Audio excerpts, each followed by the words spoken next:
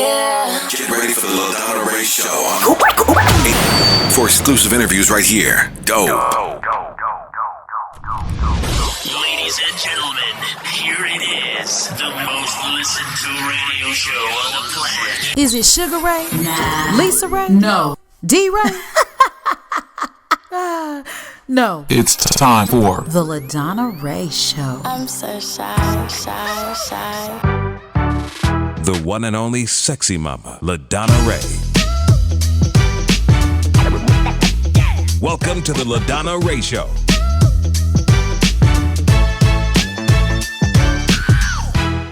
Hi, I'm LaDonna Ray, and you're watching the LaDonna Ray Show. Oftentimes, we have an awareness month that is so close to our hearts. Well, April is the month of Autism Awareness Month, and we are happy to have one of our very special guests that has been an advocate for autism. Please join me in welcoming Mr. Benjamin Scott.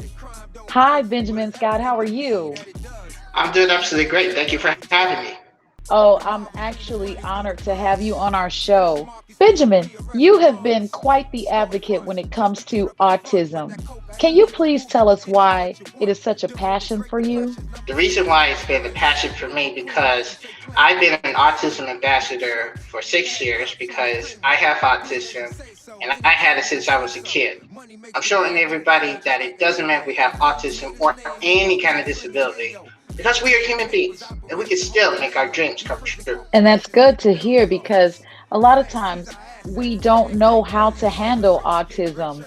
And there are so many people that have been diagnosed and there are so many others that have been undiagnosed. What do you say about that, about the ones that have been undiagnosed? Well, to the ones who are who is undiagnosed, I say they should learn about autism because they don't know what autism is. But I do, because it's a neurological disorder. Half of millions of kids and adults have had autism, and I'm one of them. I have autism. I'm one of those millions. I didn't know anything about it until I learned from it. Sure. And now I know that there are different levels of autism. I have friends that have low functioning autistic children. But you're a high-functioning autistic individual. Can you tell us the difference based on your experience? Well, it is different, I've been learning about autism, ever since I was a kid. I didn't know anything about it until I turned 19. I was 19 years old back in 2007. I didn't know anything about autism. I thought it was something wrong with my emotions, but I learned how to control it. And I've been shocked and surprised that I learned that I have autism. But I learned how to control it. I learned how to learn it and show people what I do. Yeah, and you're actually able to take care of yourself as an adult as well. You're working, you're life skills when it comes to, just adulting, as they say. That's absolutely right, because I've been learning how to managing my own money, learning how to do my own budget, and of course, learn how to go to one place and back, and it feels great, And I've been learning a lot, for real. I have been learning a lot. So finding out that you were, you said you just found out that what autism was when you were 19? Yes. You didn't know that you had autism before you were 19, or you didn't know what it was before you were 19? I didn't know what it was when I was 19. How did that make you feel at that point? Did it give you a sigh of relief? Because then you could explain why your emotions were the way they were. Well, it was, how to put this? It was a sigh of relief. I learned how to, seriously, been learning how to talk about autism and, when what happened to me in my life, people have been bullying me and because I was different, because I'm very autistic in every manner, by music, by fashion, by everything. I'm very autistic and very talented, to be exact. You're actually a model, is that right? Yes, I am. I've been modeling for 5 years, going on 6. I've seen your work. Yes, I have, because I have been, an autism ambassador, not only to the community, but also to the modeling industry. I'm showing everybody we can still break out of our shells and still make our dreams come true, because that's important, for real. That is important. And they have to learn, from my experience, with autism. And, when I've been on the runway, I just strut my stuff, show what I'm made of, and just learn how to stay calm, cool, and collective, and show everybody what I can do. Have you found that there are some habits that you have that make you different? I know you said that you were being bullied as a kid because you were different, but what are some habits that you have that kind of give you that different feeling from everyone else? My kind of habits, being different from everybody else, is that because I'm different from all the guys out here. I have a job, I have a good work skill. I also, love to travel. I learned how to stay calm, cool, and collective, and and I'm always one of the good guys, because I'm no bad guy nor bad boy in my entire life. I just like to stay on the good guy type. I remember one time we were both at an event with Sandra Dogme, and she was having a red carpet event, and you were so afraid of being late that you ran so fast that you got there and passed out. And I remember, telling everyone, get back, give them some water. And I realized at that moment that you don't like to be late. Seriously, I do not like it when I'm late. It's the reason why I had to get there early and be on time instead of being late, because when I was a kid, I was late for school. Sometimes the early bird, usually gets the worm, but it doesn't get the worm. So that's why, I had to learn to be on time, and that's what I've been doing. Absolutely. And people can learn from you with that, being punctual. Oh, I love it. Well, here's the thing. True. With it being Autism Awareness Month, and all of the Autism Awareness organizations are shining a light on awareness so that people understand it and know how to deal with it. What do you want to see happen with your being an ambassador for autism? What would you like to see, and what would you like for your legacy to be when you leave this earth? I want everybody to learn about autism. I want everybody to help out people who has a disability like myself, because we are human beings, and we're going to show everybody that we can still make our dreams come true. Even though I'm going to leave my legacy to everybody who can continue my work that I just started back in 2015, and to share it to everybody, because this is important. Autism awareness is very important to everybody in the community, 100%. Not only here in Chicago, but also in the world. I agree. And you've been doing your own little Sneaker Jamz. Let's not forget that. Tell us a little bit about Sneaker Jamz with Benjamin Scott. Okay, so Sneaker Jamz is about casual sneakers, casual shoes, dress shoes, and fashion stores. The idea came up to me back in 2017. I had a full bag of sneakers, and I was like, what can I do with a full bag of sneakers? And I'm like, maybe I could do a show with a full bag of sneakers. So I've been cooking up with some ideas of naming my new show.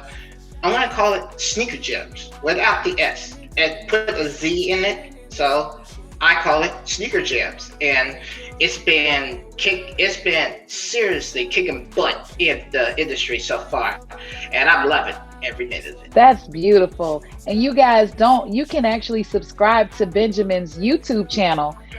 Just look for Sneaker Jamz with a Z, like he said, and you'll see all these reviews that he's given on these sneakers, as he calls them. My dad was calling them tennis shoes, and I always said gym shoes, but you went the sneaker route.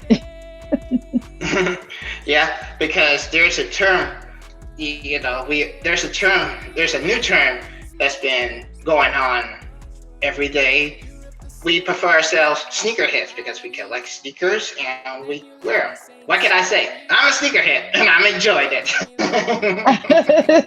As you should be. Yeah, I've seen these different sites where you can buy and sell different sneakers.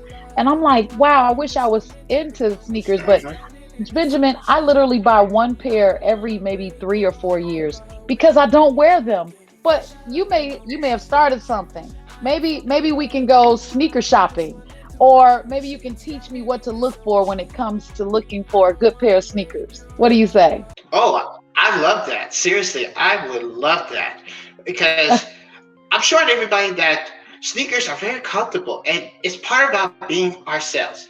If we can't be ourselves, nobody can accept us, who we are, because sneakers made me who I am as a normal man, a normal human being. Because yes, I have worn dress shoes in the past, and sometimes it can be so tiring, but I like to switch my game up a little bit. That's why I prefer to wear sneakers every day. I hear you, Benjamin. And it makes you feel good. I always want to surround myself with things that make me feel good.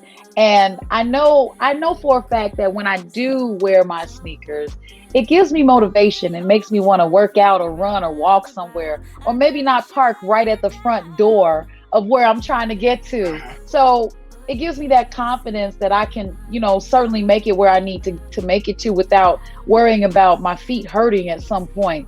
They are comfortable.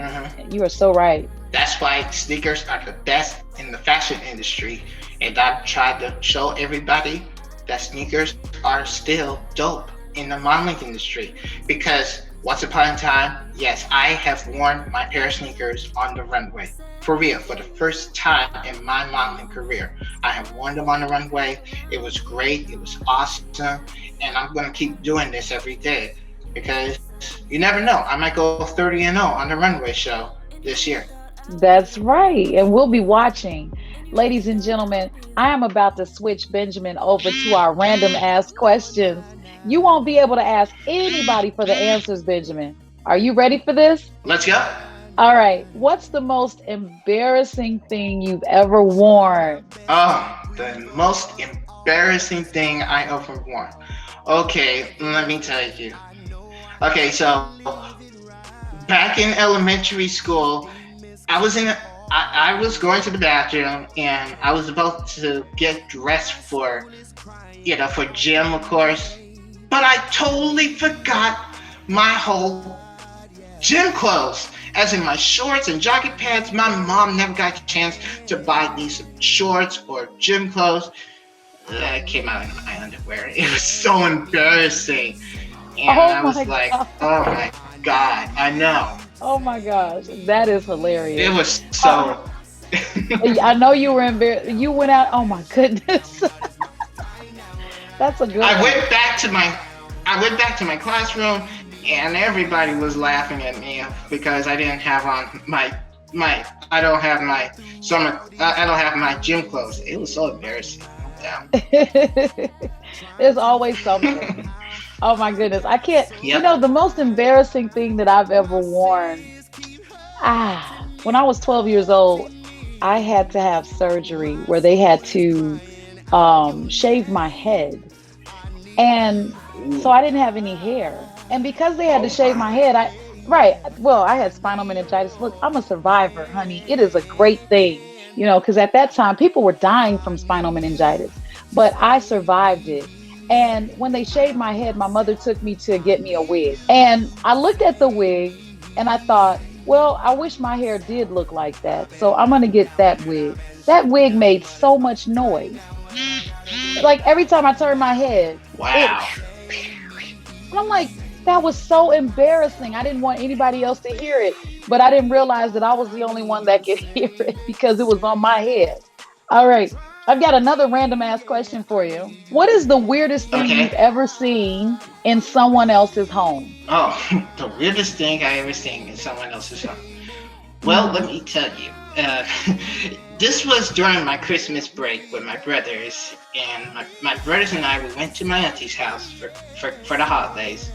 And the thing is, we saw one turtle in a turtle shell. I'm like, okay, why? Because I thought it was a fish tank, but in that fish tank, it was a turtle inside, like a redneck turtle. I'm like, why the hell she had a redneck turtle for a pet? I mean, come on, seriously. Now I see everything. Yeah, I think that trumps everything. I don't think I've seen anything weirder than that.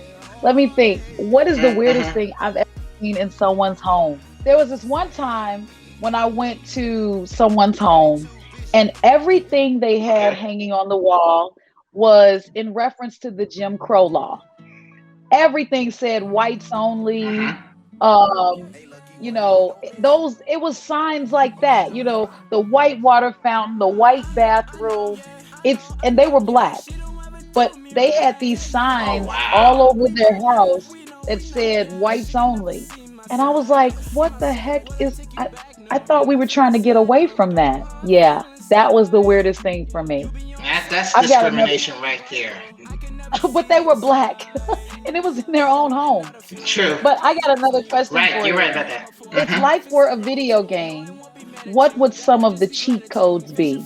If your life were a video game, what would be some of the cheat codes you would have? If life was a video game, my cheat code is to press up, up, down, down, and I just